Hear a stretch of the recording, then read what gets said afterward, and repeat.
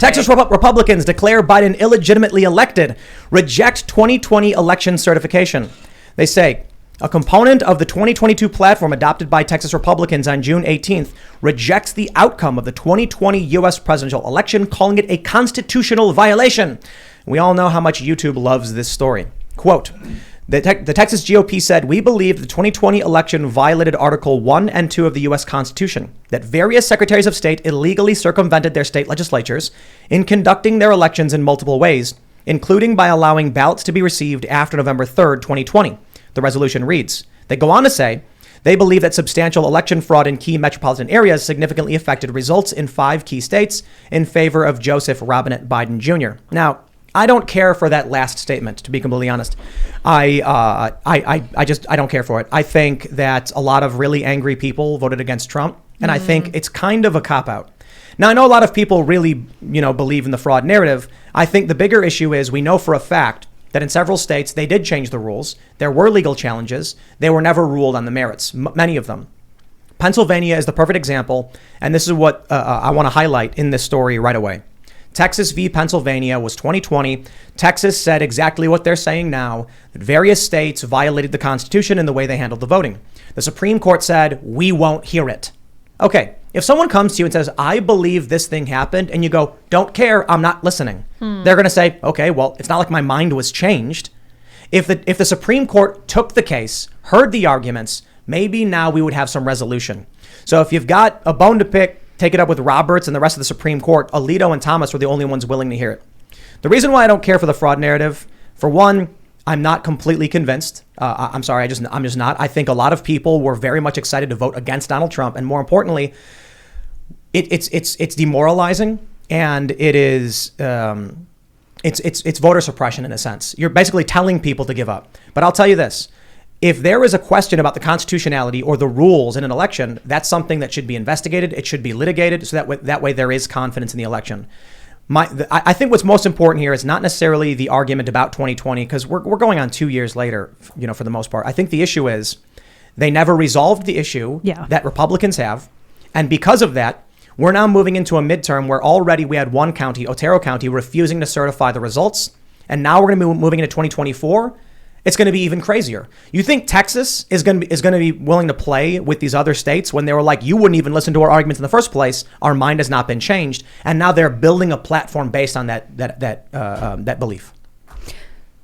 So how do you think conservatives are going to be viewing the Supreme Court going forward? Because historically, people have been really excited about the Supreme Court. We treat those justices like they're gods, like they're more human. They're better than us, human beings. They're infallible. They can't do anything wrong. Do you think that's going to change as a result of this? The Supreme Court is viewed that way? Yeah, I think a lot of people view the Supreme Court as though they're otherworldly beings and they're infallible. Do you know what's the salary of a Supreme Court justice? Isn't it like 180? It's not that much. It's not very high. Yeah. Right.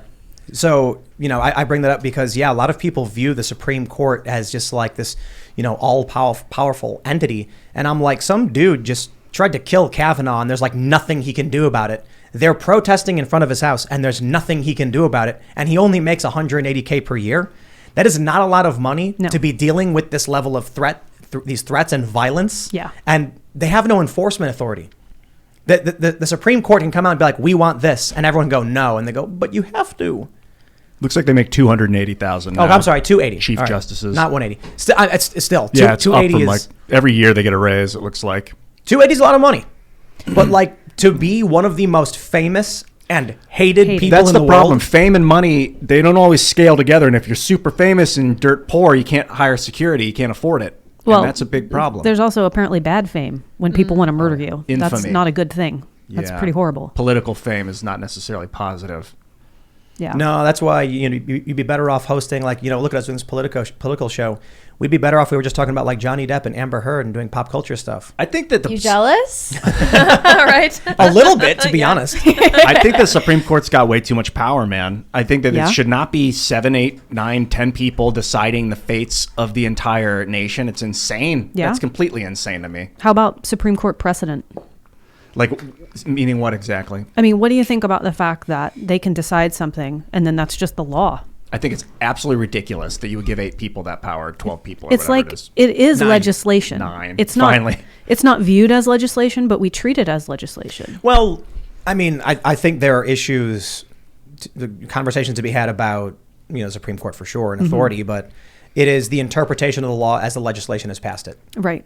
So I think the Founding Fathers did a really, really great job trying to craft government. I think it's the best we've seen so far. Certainly, I think we could probably do better. The idea that this is the end-all, be-all of good government, it's not the case. But more importantly, I think, probably early on, it was way better than it is now. Yeah, absolutely. I think it's probably corrupted over a long period of time. Well, it's scaled up dramatically. Right. Social media has changed a lot of the way people interact with just political leaders in general, like that they can get a tweet. They can get 100,000 tweets, messages a day. Like back in the day, 100 years ago, they were lived on their farm and that's where they were and no one really knew where they lived. I was reading about the John Brown raids in Bleeding, Kansas. And it's like 10 years or it's like 6 years before the Civil War.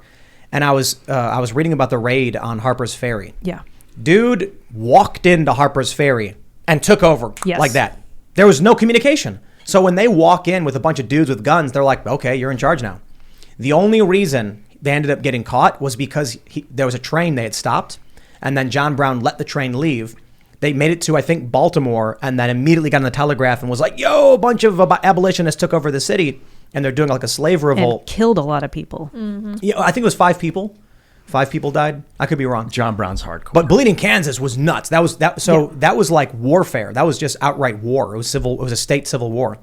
So, but anyway, I was reading about this, and I'm thinking like, if anything like that happened today, the moment someone banged on the door, the tweet would be out, and everyone in the world would know what was happening. The Air Force would be scrambled. The Air Force is already up there waiting. They'd just be like 2 hours out or less. Oh, they know before they're watching on your phone and your GPS as you're going to Harper's Ferry. So like if John Brown existed today, they'd be like, hey, we noticed those 5 guys we've been spying on are all in the same place and they're heading towards this armory. Send in the troops. Watch list. Yep. Boom. Done. So anyway, I bring that up because I'm thinking about today, and I'm thinking about how social media has changed everything. Mm-hmm. That the amount of time it took for the Civil War to happen, it wouldn't be the same today. Today it would be like, it's at the moment it kicks off, everyone knows it kicked off. Mm-hmm. Bunch of triggers would happen, like their power would get shut down here, then the power would get shut down here, then you see an explosion while it's all. So are people are talking about secession or balkanization, which is the nicer way to put it. How many people do you think are seriously talking about open civil war? Not many. No, I think it was trending today on Twitter. 102,000 tweets on Twitter early in the morning. I don't think they're actually talking about real civil war. They don't know what that means. That doesn't mean it. The reality is you hide in a hole and hope that you don't get a bomb dropped on you every day. You're right, but that doesn't matter. Like, they're using the words. People think suppressors go pew pew pew because they watched a movie. Yeah, they read a book about Civil War and they think they know what it is. These Antifa people. I mean, look at what happened with Aaron Danielson in Seattle. Took 2 to the chest. Some random. People don't understand. Civil War is going to be you're going to get groceries and then all of a sudden an IED blows up next to you and you're just a random person who has nothing to do with this. That's the kind of reality of these conflict. That's the reality of this conflict. You had those Antifa people in Portland walking around with rifles, and they pointed the gun at the guy in the truck and said, stop. And the guy gets out with his gun.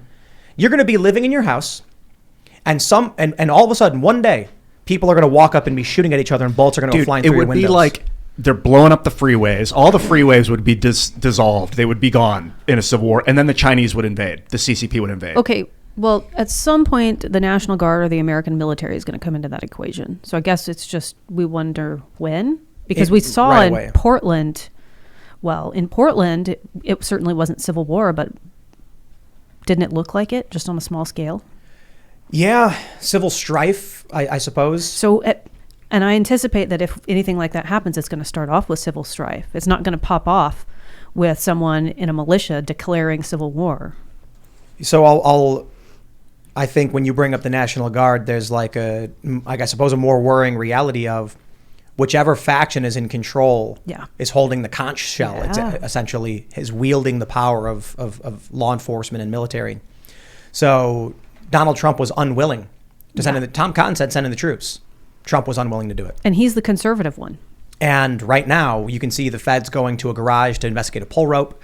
You can see the feds AG unwilling to go after the protesters illegally protesting in front of the homes of Supreme Court justices. Mm-hmm. So it very much looks like the reality is the Democrats are willing to use the power, the Republicans are not. And Yeah. that means if there ever wasn't an active conflict, then those who are in law enforcement who are just going to follow orders are going to be following orders of Democrats. So That's pretty rough. they'll be involved. Thanks for checking out this segment from the Timcast IRL podcast. But if you want to check out the full show live, tune in Monday through Friday at 8 p.m. And if you want more special access content, head over to timcast.com and become a member. Your membership helps sustain this company, keep our journalists employed, makes this show happen, and you will get access to exclusive members-only segments of the Timcast IRL podcast, and there's a massive library to check out. So again, go to timcast.com or tune in Monday through Friday at 8 p.m., and we'll see you all there.